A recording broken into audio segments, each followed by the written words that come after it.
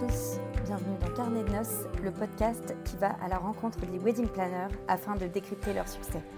On le sait, le parcours des wedding planners est souvent semé d'embûches. Ici, on se concentre avant tout sur les réussites, le positif, et on s'appuie sur les témoignages de wedding planners triés sur le volet. Elles ont accepté de nous partager leur savoir-faire. Notre mantra, toute wedding planner peut en apprendre d'une autre. Je suis Perrine. Je gère la communication Planners, la plateforme qui aide les wedding planners à développer leur activité.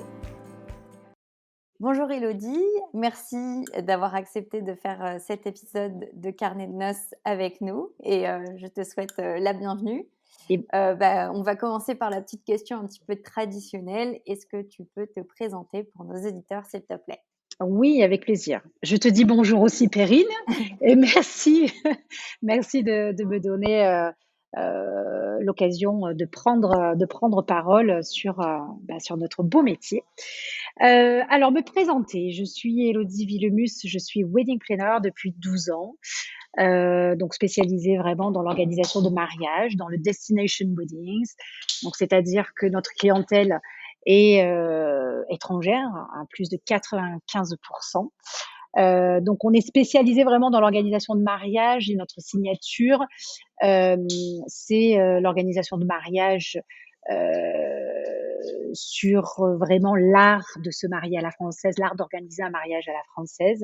Donc il y a vraiment cette signature-là avec tout le côté chic, tout le côté élégance qui peut y avoir. Et c'est vraiment quelque chose qu'on met en avant parce que ça fait partie de mon ADN et que j'aime ça. Je suis très pro-française, même si je parle très souvent anglais. Mais je trouve justement que tout ce que la France peut refléter, que ce soit au niveau de ce côté luxe, même si je ne fais pas du luxe, on fait des événements haut de gamme, tout ce côté historique qu'on peut avoir, ce côté très touristique et ce côté très central qu'on peut avoir d'un point de vue géographie, tout simplement. C'est quelque chose que j'avais envie de mettre en avant parce que le métier de wedding planner est français et que je voulais rendre ces lettres de noblesse à ce métier que j'aime tant. Donc c'est vrai que la signature, oui, du mariage à la française s'est imposée très tôt dans ma stratégie, j'allais dire. Et aujourd'hui, ben voilà, c'est ce qui me différencie et c'est ce qui fait, oui, ma différence, c'est ça. Ok, super. C'est quelque chose on va y revenir un petit peu plus Oui. dans la suite. Moi, je voulais d'abord savoir comment tu étais devenue wedding planner. Est-ce que tu avais motivé à faire ce métier-là ? Alors, j'étais, il y a bien longtemps de ça, directrice commerciale dans la musique de relaxation, heu, Ok. qui relaxait tout le monde sauf nous, il faut le savoir.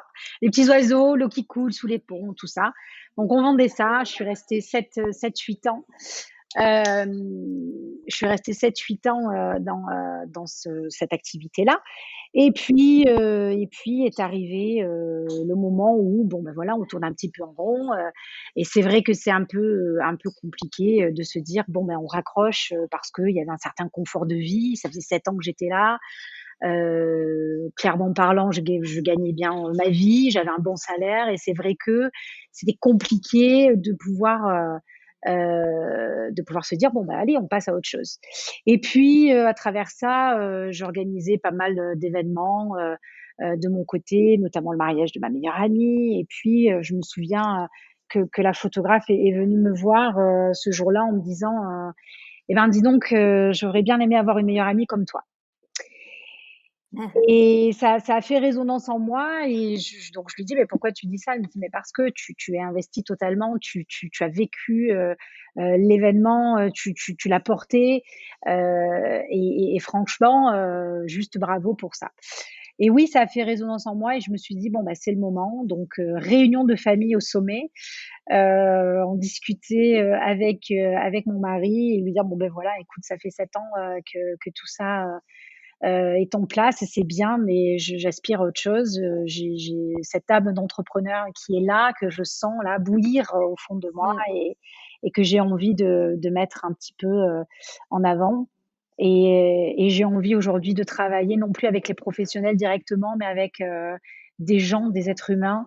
Et j'ai envie de travailler pour le bonheur des gens. Donc le mariage s'est imposé un petit peu de cette façon-là. Et la création de ma première agence a eu lieu, qui s'appelait à l'époque La Belle Émotion, l'association. Et voilà, donc on s'est lancé, avec, mon meilleur ami, à l'époque. Et voilà, on s'est dit: «Bah, allez, on y va», alors chose qu'il ne faut absolument plus faire, hein. On se forme maintenant, on fait Oui, les choses dans l'ordre. Je vous on parle de va en ça parler. et je vous parle de ça il y a 12 ans. Oui, Il n'y avait pas du tout, vraiment, toute cette, encore une fois, cette résonance autour de ce métier, qui aujourd'hui est une vraie, révélation, je dirais. C'était inconnu, c'était méconnu, donc on est parti un petit peu comme ça avec nos 2 motivations. On s'est dit: «Allez, on le fait». Lui, à l'époque, était en Angleterre, moi, j'étais en Provence. On a très rapidement compris, que, ben, les Anglais se mariaient pas du tout en Angleterre parce qu'il faisait pas très très beau, même plutôt moche. la météo est un gros frein pour les Ex mariages au Royaume-Uni. Exactement. Et du coup, c'était un petit peu les prémices du destination weddings, ce qu'on appelle aujourd'hui les destination weddings. Aujourd'hui, avant, ça portait pas ce nom-là. Donc on aimait ça, ce concept de venir un petit peu comme ça, faire sortir les gens de leur pays et venir découvrir la France et s'y marier, comme étant un vrai symbole, une vraie symbolique comme ça. Et voilà, et ça a démarré comme ça. Et on a été, très tôt, différents, des autres agences de par la couleur. On était noir, on était rose, on était très loin du côté blanc, mariage, qu'on pouvait voir vraiment, partout. Et on aimait entretenir ça parce que oui, on signait notre différence comme ça, et par notre méthodologie de travail qui a été vraiment, notre fer de lance, et qui l'est encore plus aujourd'hui parce que beaucoup plus peaufiné, beaucoup plus maîtrisé, beaucoup plus précisé et précise. Donc Oui. donc voilà. D'accord. Mais c'est intéressant ce que tu dis parce que c'est souvent ça qu'on entend en fait dans la vocation de wedding planner.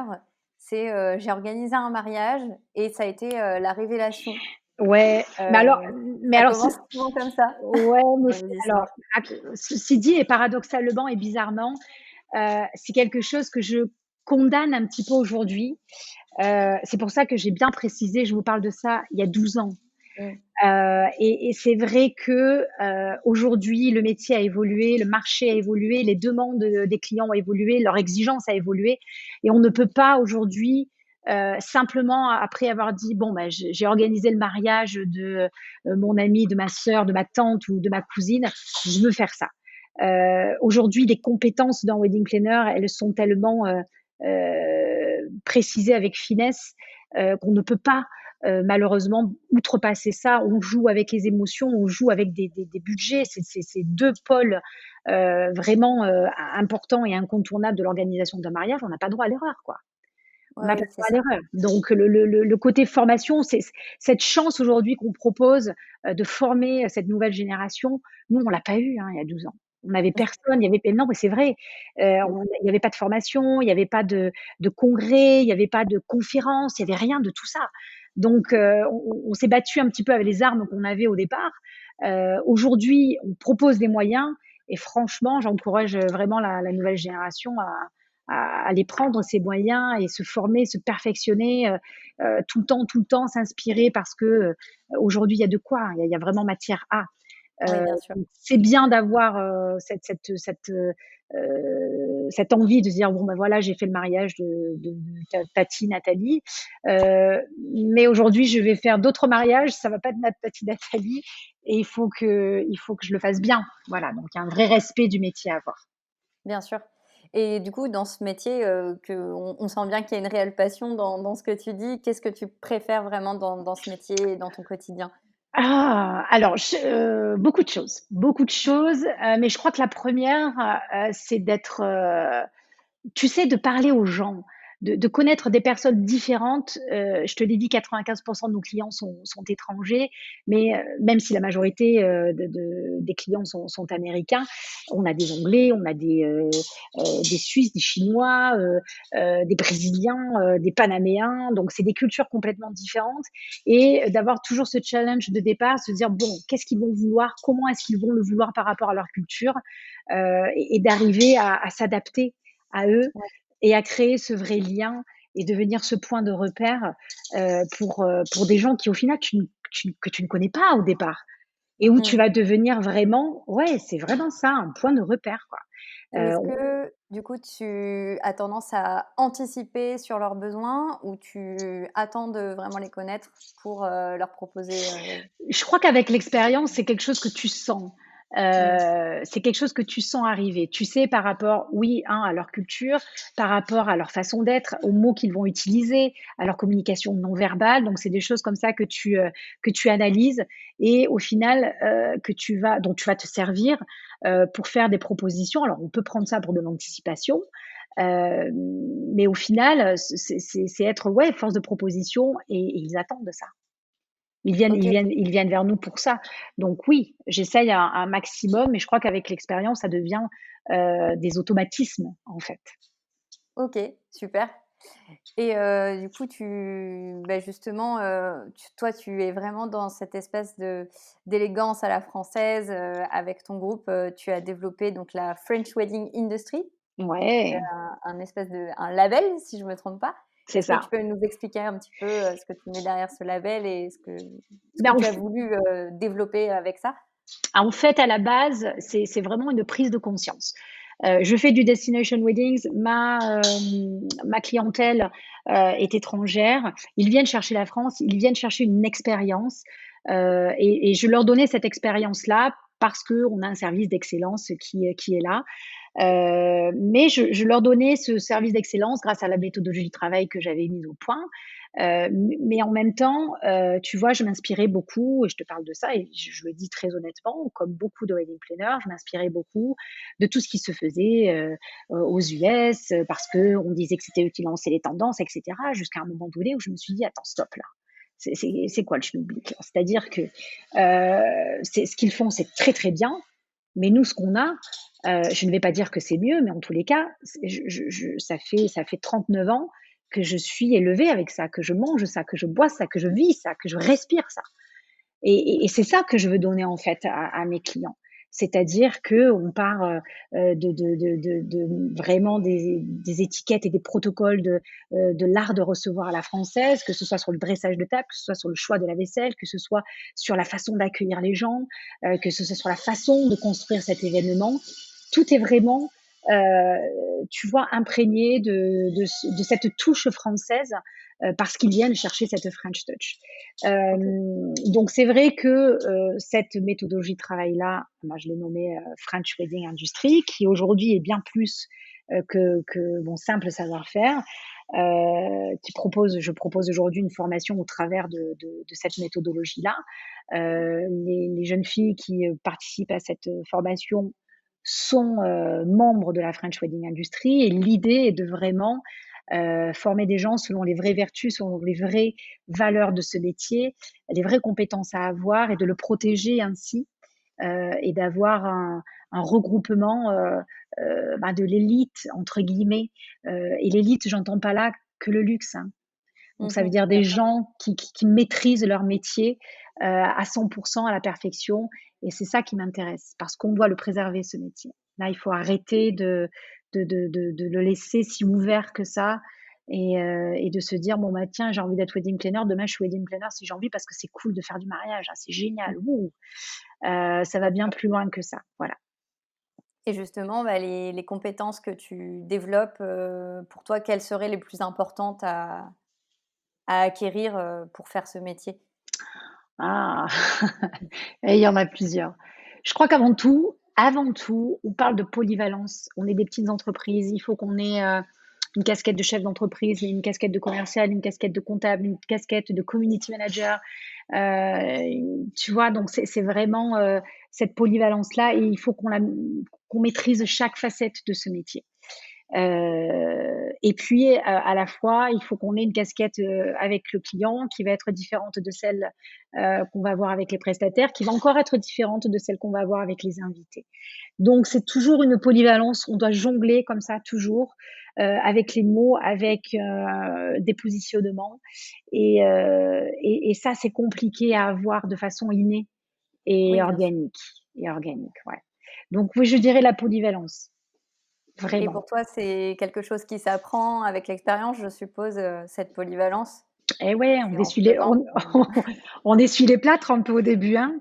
oui, oui, forcément. Et voilà, donc comme on dit, il n'y a pas que des échecs, hein. On tire des leçons de tout ce qu'on peut faire. Donc on s'en sert justement pour se créer un petit peu justement ce backup en se disant: «Bon, ben, voilà, je le referai pas la prochaine fois, j'aurai ce positionnement-là et puis la fois d'après, ça devient un automatisme». Donc oui, je pense que, on peut avoir certaines capacités d'adaptation, très poussées, de façon innée. Mais je pense que oui, le fait d'être sur le terrain, permet de venir renforcer ça et de perfectionner ça et il le faut. Quand je vois des wedding planners qui n'ont pas d'expérience, ou que peu d'expérience sur le terrain et qui vont s'amuser, et j'utilisais bien le mot «s'amuser» à aller, former d'autres jeunes wedding planners, ça me hérisse les poils, quoi. Et oui, parce que tu l'auras compris, la protection de ce métier, elle est importante pour moi et ça passe aussi par ça. Ouais, le terrain, forge forge les wedding planners, oui, Est-ce voilà. que pour toi, il y a un nombre de mariages, ou un nombre d'années d'expérience qui permet de savoir à quel point on a pu se faire la main ou pas? Je pense pas, je pense qu'on je pense qu'il y a des degrés différents. Alors se faire la main pour reprendre ton expression, bon, ben oui, je pense qu'on a besoin d'avoir, quelques saisons dans les pattes, 4, 5, voire 6 et complètes parce que les premières elles sont pas complètes, hein, forcément. Maintenant pour aller former d'autres personnes, pour avoir la prétention de se dire: «Oui, je peux passer un message, je peux véhiculer un message, je peux véhiculer un savoir-faire», ouais, là, on parle de 8-10 ans quand même. Voilà, OK. on s'amuse pas avec ça vraiment. Je suis désolée d'être rabat-joie à ce point Mais sur le non, non, côté formation. c'est pas du tout rabat-joie de dire aux personnes que c'est pas un métier qui s'improvise Ah, c'est et ça. pour lequel il faut se former et justement, je pense que, enfin moi ce que je comprends de ce que tu dis là et de ton message, c'est que toi tu n'as pas eu cette chance d'avoir ce type d'outils et ce type de formation puisque tu as tout appris sur le tard un peu. Ouais, Et que maintenant, les nouvelles générations de wedding planners ont la chance d'avoir accès à des personnes ressources, comme toi et à c'est des ça. formations et du coup qu'il faut s'appuyer, sur cette chance-là justement. Exactement, exactement. Je retraduis et du coup pour moi c'est pas, être rabat-joie, Et alors tu retraduis très bien, Perrine. Bravo. ah merci, c'est très gentil et du coup, bah, je passe à une autre question Ouais, parce que, je pense qu'il y a certains de nos auditeurs qui, te connaissent, grâce à une émission de télévision que ouais, tu as fait, qui est «4 mariages pour une lune de miel» et ouais. moi je suis hyper curieuse de savoir comment tu en es arrivée là, à travailler avec TF1, enfin, comment ça s'est passé cette collaboration? Ah, on m'y Qu'est-ce qui attendait t'a on m'y attendait pas là, hein. On ne m'y attendait pas du tout, pas du tout, pas du tout et moi non plus d'ailleurs, pour être parfaitement honnête, puisque la télévision n'était absolument pas une fin en soi. Pour moi, j'avais d'autres perspectives d'évolution. On avait créé un réseau de franchises, le but était d'ouvrir des franchises à l'international. Donc voilà, je pensais vivais, organisation de mariage. Et puis parfaitement honnêtement, cette émission était, un programme que, de façon générale, les prestataires ont refoulé un petit peu, parce que, sa réputation faisait qu'on n'avait pas envie de se mélanger à ça. Bon, 4 mariages pour une lune de miel, m'appelaient chaque saison, pour, avoir des candidats. Bon, à chaque fois je leur disais: «Non, nos clients ne sont pas, enclins à participer» et cetera. Et puis, l'année dernière, en février, mars dernier, je reçois de nouveau un appel de 4 mariages pour une lune de miel, du casting. Et donc j'ai une jeune fille, très agréable qui me dit: «Oui, bonjour, 4 mariages pour une lune de miel», donc je l'ai coupé tout de suite. J'écoutais j'écoutais: «Vous m'appelez chaque année, arrêtez de m'appeler, nos clients ne sont pas intéressés». «Non, non, mais c'était pas du tout pour ça» et cetera, J'écoutais: «Je suis désolée, j'ai pas le temps, je rentre en rendez-vous, je m'excuse, je n'ai pas le temps». Ouais, donc j'ai raccroché. Et puis le soir, très, très tard, j'ai eu, un message sur mon répondeur de la productrice de l'émission, qui s'appelle Aurélie Casmadjian, qui a été la créatrice de la version française et qui, m'a indiqué qu'elle voulait me parler pour me présenter le projet d'une nouvelle, de la nouvelle version, qu'elle savait que j'étais très occupée, mais qu'elle voulait m'expliquer tout ça. Bon, j'ai trouvé son message très transparent et très sympathique. Donc je me suis dit: «Écoute Élodie, laisse-lui sa chance de t'expliquer et vois un peu, ce qui se passe». Donc on s'est donné rendez-vous le lendemain, et elle m'a appelée et donc voilà, elle m'a dit, je voilà, je vais être honnête avec vous, on veut mettre en place une nouvelle formule sur l'émission. On veut inclure à tout prix une experte qui puisse donner son avis et surtout donner des notes pour calmer un petit peu les ardeurs de certaines et redonner un petit peu ce côté équité et fair play au programme qui plaît toujours puisqu'on est à la 11e saison, on est à la huitième année pardon, de diffusion non-stop, sans interruption, ce qui est très fort. Hein. Avec koh c'est les deux seuls programmes qui ont réussi à être chaque année en diffusion sans coupure. Donc, c'est pas rien.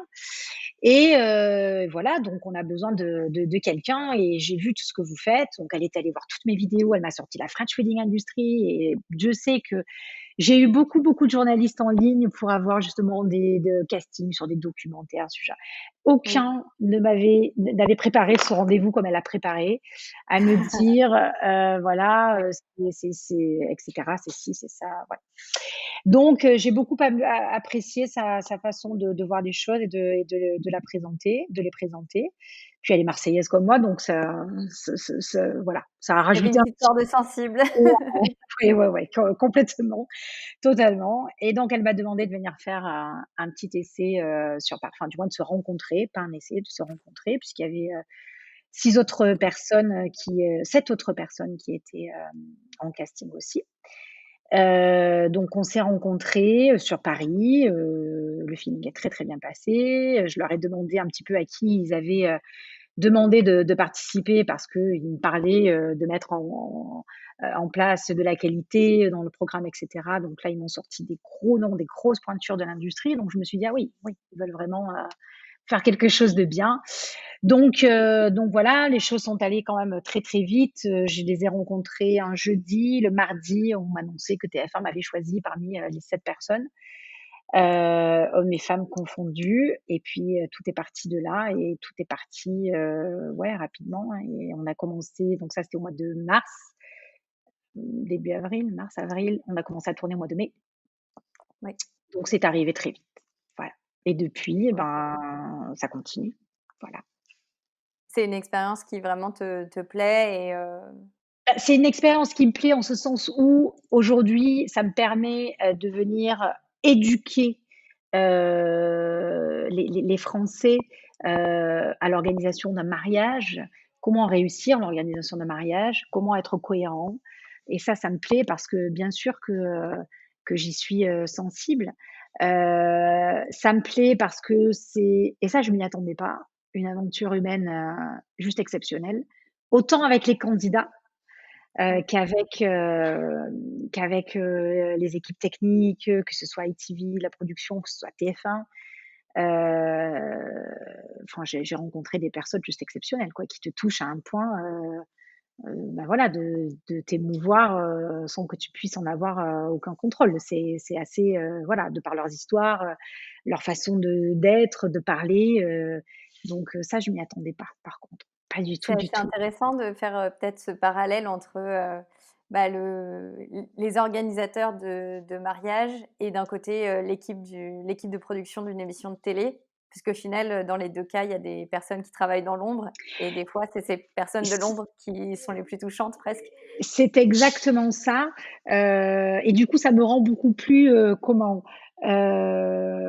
moins intransigeante parce que je suis quand même quelqu'un de très exigeant et de très intransigeant parfois, Oui. et ça me permet de ramener un petit peu la manette comme on dit, parfois, parce que je sais ce qu'ils peuvent vivre justement, surtout en production, en post-prod, la pression qu'ils peuvent avoir, le temps que ça met de créer tout ça, les moyens qu'il faut pour créer tout ça, c'est une machine de guerre, même pas vous pouvez vous imaginer. Je découvre au fur et à mesure tout ce qu'il y a.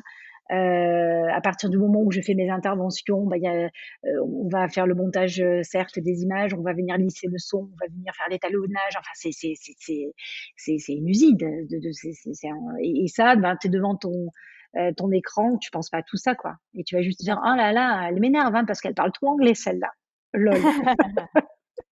Donc heu, donc oui, je les comprends un petit peu et effectivement, ouais, ça me bien sûr que ça me touche, bien sûr, bien sûr. OK. Et du coup, alors moi je suis un peu mauvaise avec les chronologies, avec les dates. Oui, Heu, Tu coachais déjà des wedding planners avant, l'émission? Ou c'est cette j'ai expérience qui t'a motivée à le faire? alors j'ai été formatrice, il fut un temps dans ma vie pour des, futurs wedding planners, dans une école, pendant 4 années. Ça s'est arrêté parce qu'après on était tous sur la même longueur d'onde et par rapport à la protection, de mon métier, la qualité que je voulais mettre dans la formation, donc ça s'est arrêté. La télé est arrivée, 3 ans, 4 ans après peut-être.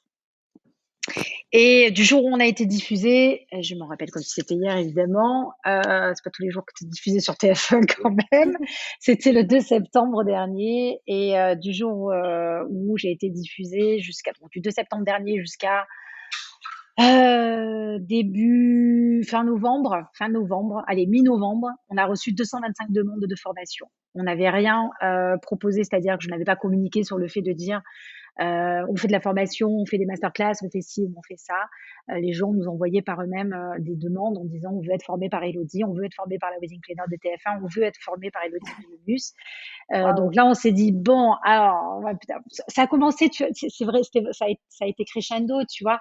Donc au début, je dis oui, bon, c'est l'effet télé, tu vois, voilà. On avait d'autres projets aussi, puis les tournages, ça me prend beaucoup de temps.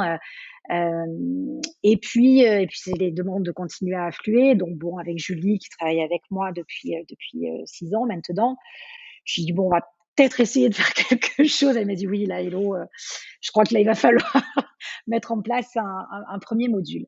Donc on a organisé le premier module, de la masterclass by Élodie Villemus en février, dernier. Donc on a fait ça, en 2 mois et écoute, ça a été une sacrée réussite, pareil là, une claque, émotionnelle, mais juste, waouh! Parce que tu sais, quand j'entreprends un projet, mais que ce soit pour la télé, les mariages ou même là des formations, bon, je suis très focus sur: «OK, les filles, elles viennent, elles sont en attente d'un contenu de qualité, il faut que je leur donne ça». Je sais qu'il y a ce rapport humain et qui est très important pour moi, mais mais hem, mais j'oublie un petit peu, la force que ça va avoir et la vague que ça va me donner en pleine figure. Et ça a été on est sorti de cette première formation, mais rincés positivement, mais à se Ouais. dire: «C'est pas possible, on n'a pas vécu ça, quoi». Ces filles pendant 4 jours, qui sont là, qui sont pendues à tes lèvres et à celles donc des autres, professionnels que j'ai inclus dans ma masterclass, qui sont pendues à tes lèvres, qui ont soif d'apprendre et qui sont là parce qu'elles ont compris qu'il fallait respecter ce métier. Et là, voilà. Moi, pour moi, ça vaut tous les merci du monde, tous les sourires du monde.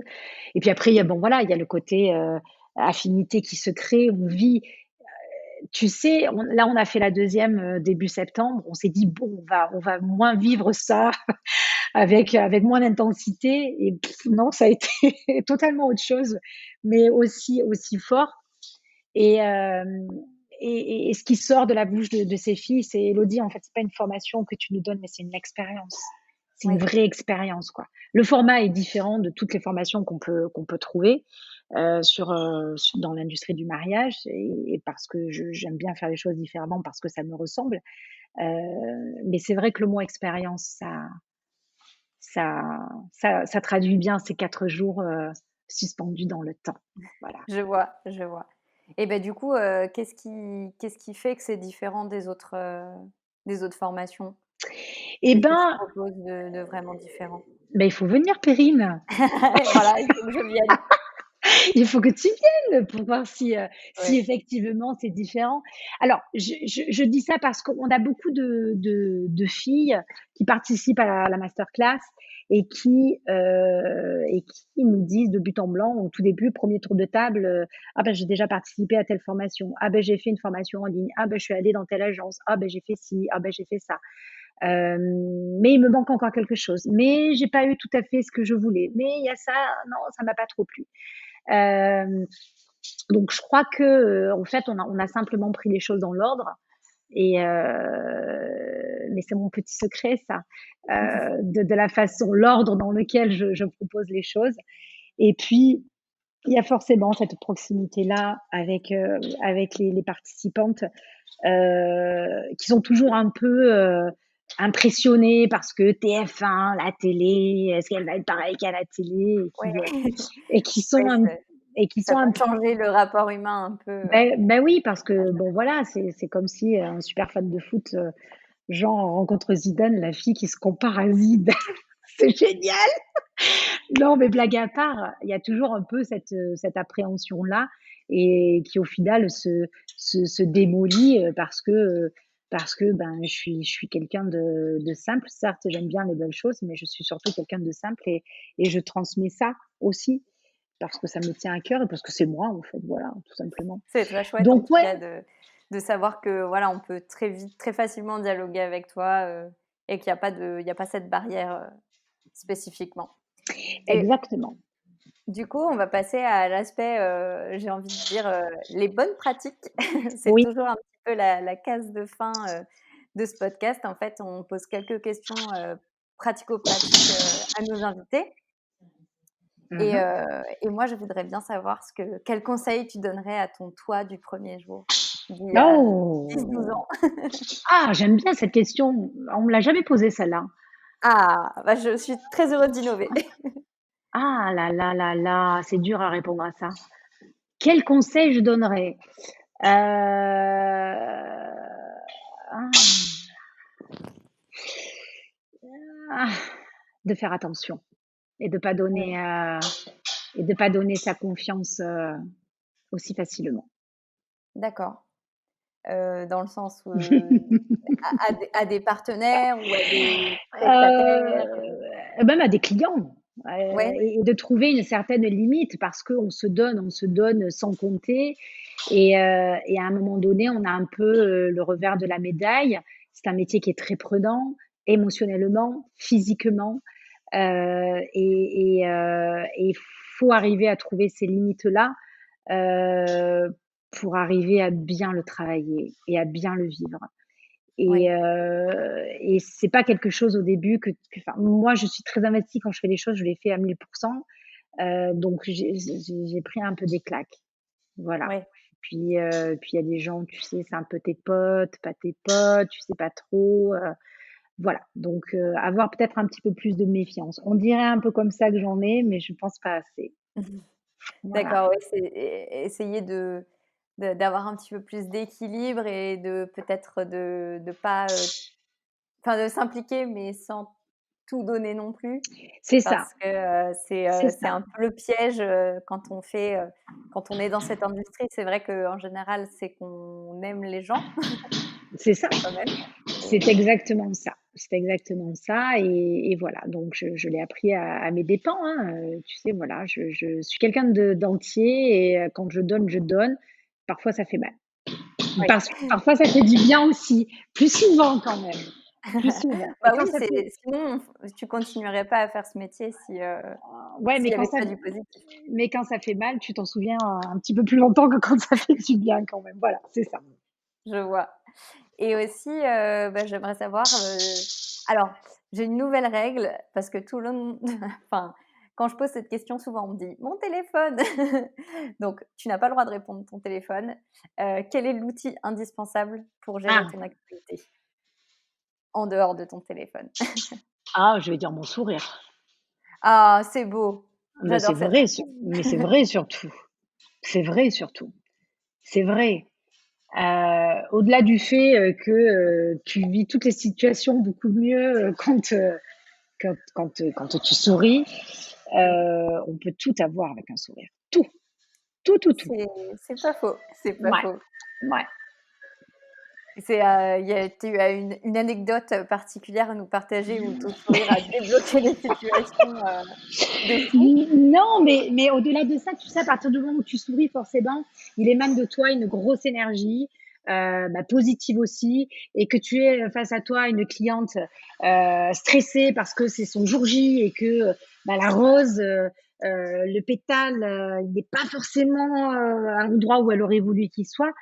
C'est, you know what, c'est pas grave, détends-toi, ça va bien se Ouais, passer, regarde, voilà, tu souris et ça va mieux. Comme avec mon équipe, quand on est sur des jours J, t'es dans le rush, ah là là, oui, on a reçu les chaises, il manquait les assises. Bon, ben voilà, allez, on sourit, c'est pas grave, on y va, ça va bien se passer. Voilà. ouais, Donc, ça défait beaucoup, beaucoup de situations. ouais, on trouve plus facilement des solutions quand on est positif, quoi. Ouais, c'est ça. Bon, Je vois. des fois, je m'énerve aussi quand même. J'essaie de garder le sourire un maximum. Je vois. Et est-ce qu'il y a une personnalité qui t'inspire, soit dans le cadre de ton travail, soit même dans le cadre de l'entrepreneuriat, une lecture à partager, une youtubeuse, enfin je sais pas. Moi, Aïe, aïe, aïe, la colle.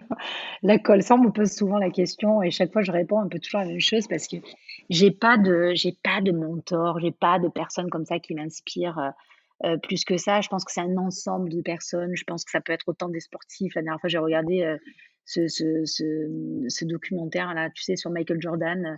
mmh, Je suis pas forcément super fan de basket, mais la personne, l'homme qu'il a été, le sportif qu'il a été, les challenges qu'il a relevés et cette faculté de dire je suis le meilleur, je l'assume et c'est comme ça. Et j'ai géré ma vie sportive comme ça. Bien sûr que c'est inspirant, au même titre que j'adore Victoria Beckham, même si elle fait une porte de prison au lieu du visage et que voilà, parce qu'elle incarne un personnage et qu'elle a réussi à se réinventer. Elle est passée de Spice Girl à icône de la mode et designer. Je trouve ça fort, fort en chocolat, quoi. oui, C'est voilà. Au-delà du fait que j'aime beaucoup ses chaussures et ses robes. elle a Donc, très bon goût. ah ouais, j'adore. Vraiment, je suis très très fan. Je prendrai tout son dressing, sans exception. Donc voilà, donc ça peut être n'importe qui. Et ça peut être mes filles quand elles me posent une question avec leur insouciance d'enfant. Voilà, ça va me parler, ça va me pousser, ça va me toucher. Donc ça, vraiment, ça peut être partout. Ça peut être Julie aussi, qui travaille très souvent avec moi, qui est quelqu'un de très pudique et qui d'un coup va lâcher ses émotions. Et ouais, ça va m'inspirer, tu vois, parce que voilà. Donc, elle est à côté, là, en plus, tu vois, elle sourit. Bah, c'est qu'elle a déjà retenu ta leçon première de l'outil indispensable. Exactement, Perrine, exactement. Trop bien. Donc voilà. Non, j'ai pas de personne vraiment à proprement parler. OK. Ouais, mais c'est déjà cool d'avoir, des personnalités qui sont complètement en dehors du secteur. Mmh. Je trouve ça sympa de pouvoir se raccrocher à des gens, voilà, comme, comme Michael Jordan, comme Victoria Beckham, qui, sont des personnalités, certes ultra connues, mais qui ont réussi à se dépasser, en fait, C'est ça, dans leur domaine et quels que soient leurs objectifs et enfin, c'est ça, rien que ça, c'est inspirant, en fait. c'est ça, c'est ça. De partir un peu comme ça de rien et de tout donner les moyens de réussir. C'est un peu ce que j'ai fait, hein. Rien ne m'a été servi sur un plateau d'argent, hein. Je me suis battue, hein, pour en être là. Quand je lis, «Ah ben dis donc celle-là, même pas elle fait des mariages, elle n'est même pas sur ses jours J». Je peux te dire que mes camions, je les charge, je les décharge, je monte mes arches, je pique mes fleurs, donc je sais de quoi je parle. Donc oui, je trouve ça inspirant, c'est vrai. Donc voilà. Beh, justement, je me dis, peut-être que comme tu es une personnalité, un peu plus connue du grand public, on va dire, tu Mmh. dois faire face à potentiellement plus de critiques que Oh, des wedding oh, planners, classiques. je crois que Comment tu gères ça? je crois que tu sais, on peut pas plaire à tout le monde. Oui. On peut pas plaire à tout le monde et même avant TF1, même avant la télé, même avant 4 mariages pour Lune de miel, je pense qu'il y avait des gens qui me portaient pas forcément dans leur cœur et écoute, tant pis, les critiques aujourd'hui sont là. J'ai pris le parti de pas forcément les lire. Après, ça arrive évidemment à mes oreilles, hein, évidemment, hein, voilà. Je reçois C'est sûr. beaucoup, beaucoup de messages sur mes réseaux sociaux qui sont, à 99,9 positifs. Bon, il reste un tout petit léger pourcentage qui laisse place, à ce qu'on appelle les haters, mais you know. Ils font aussi Hello. avancer. Ils font aussi avancer. La personne que on voit sur les réseaux sociaux, la personne qu'on voit sur TF1, personne ne m'a commandé d'être celle qui est montrée. C'est tout simplement moi. Ça plaît, c'est bien. Ça plaît pas, tant pis. Je parle anglais, c'est bien.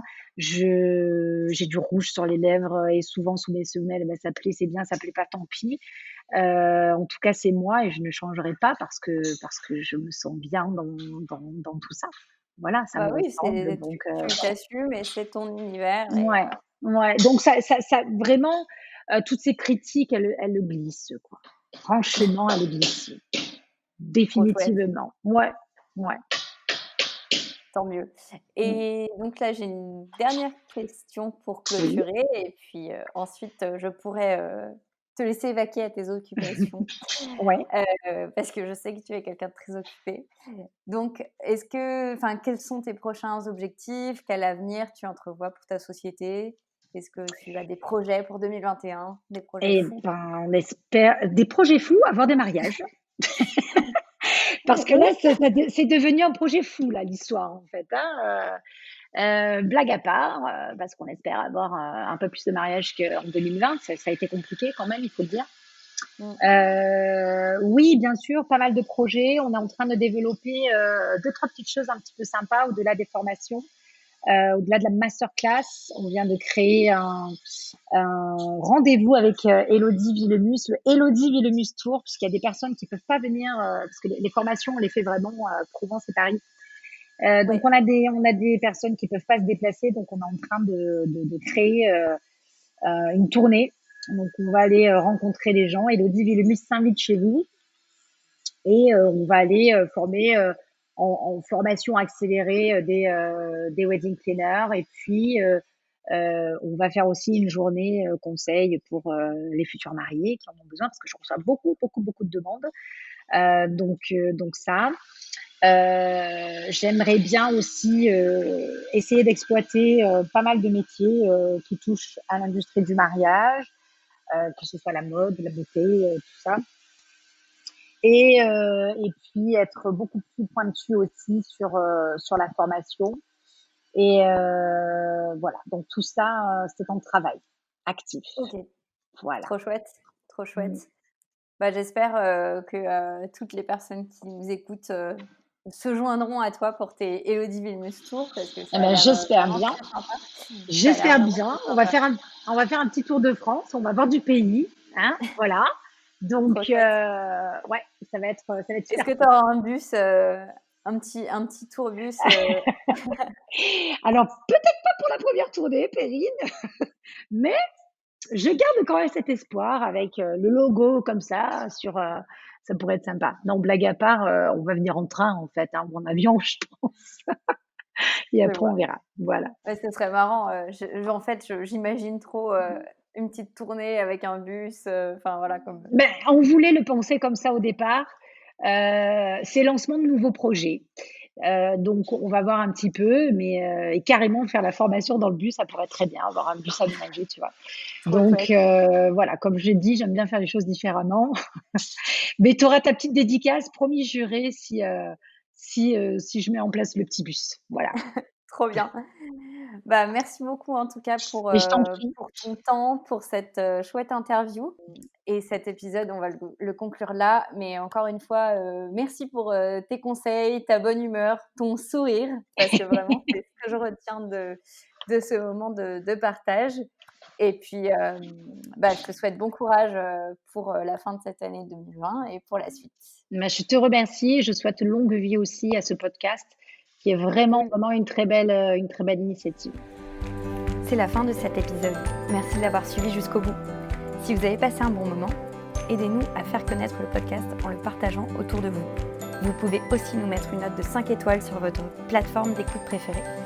Avant de vous laisser, n'oubliez pas que si vous êtes wedding planner et que vous voulez développer votre activité, foncez vous inscrire gratuitement sur planners.fr. Bye bye et à très vite pour un prochain épisode.